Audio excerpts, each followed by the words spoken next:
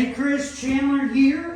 Sent you some video lessons. Those will be in your email. And for you, what I would work on is, anytime you go to the range, I would just put an alignment rod right out in front of you and stake it in there and just focus on starting balls to the right of the alignment rod.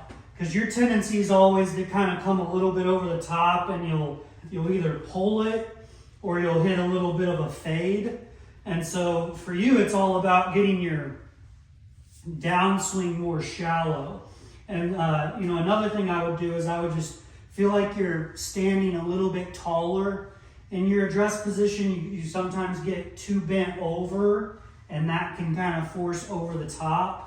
I would just stand a little bit more upright, and again, feel a nice turn to the top, and then the club's coming down more from underneath. That way you can release it a little bit more down the line. For your son, he's got a pretty good swing, man. I love his position at the top. So for him, what I would do is I would get his shoulders more square to slightly closed. They're currently a little bit open, and then he really doesn't rotate a whole lot, but then he rotates a lot coming down. So I would get his shoulders just, a little bit closed.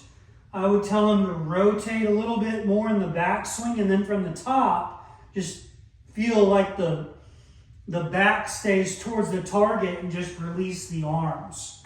Just release the arms. He doesn't have to move his body at all.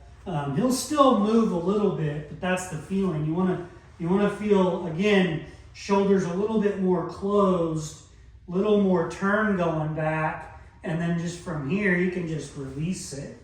He can just release it. He doesn't have to feel all that action with his right leg. He can just keep his right leg planted and rotate, leave that, release, and then at the end he can move it. But it's about, he gets a lot of that kind of kick in like that, versus you really want to see it, once it rotates, you want to see it push and stay more inside, and there's no space in between the legs. So that's what I would have him work on.